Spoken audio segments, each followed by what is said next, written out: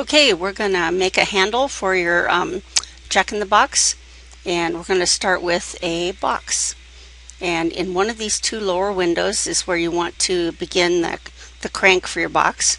So I'm going to start with a long skinny box, and then in the top view give it just a little bit of width so you can see. Alright, and while it's still orange and I'm holding my mouse over the side where it's got length, I'm going to tap the the right arrow on my keyboard so that I get some divisions. Hit enter, and now I just want to select the polygons that I want to bend. The shortcut for bend is Y. You can see how it turns into a little turn or bend. Rotate. Okay, I'm going to come down, and you can see that it's kind of pinching right there. So I'm going to move it, and the shortcut for move is T. Move it down. And I'm going to rotate it just a little bit further. Okay. Hit spacebar to drop the rotate tool, and I'm just going to touch these to turn them off. And again, I'm going to hit Y to rotate, hold it right where I want to rotate, and turn it. And again, it's kind of pinching, so T is move. Alright, now that I've created it, I want to tap the right bracket on your keyboard, which is just below the backspace button, and that selects the whole thing. And then the shortcut for meta-NURBS, which is a smoothing function, is tab, and you can see that it smoothed it out. I can hit over here to deselect it. I noticed that it's not quite touching. Oops, polygons. Not touching, so I'm going to hit T and move it closer so it actually is inside. So if you wanted to be fancy, you could add a little bead or something by adding a ball to the end, or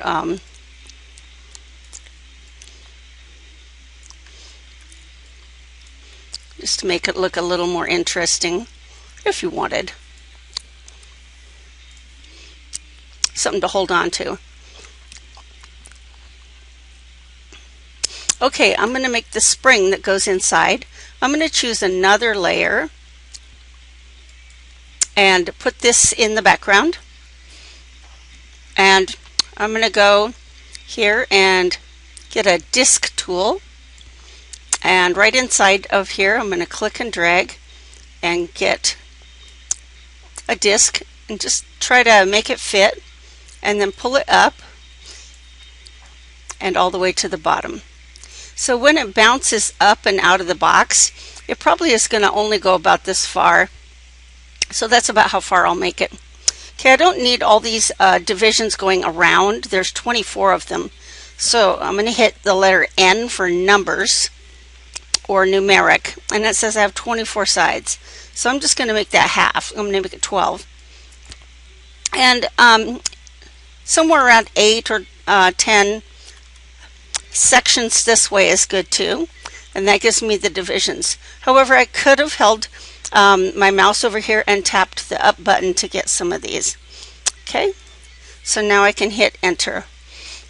Now I want the spring to go in and out and look like a spring, so I'm going to hit points, and I'm going to select all these points, and without letting go of the button on my mouse, I'm just going to come down, skip a line, and get these, and skip a line.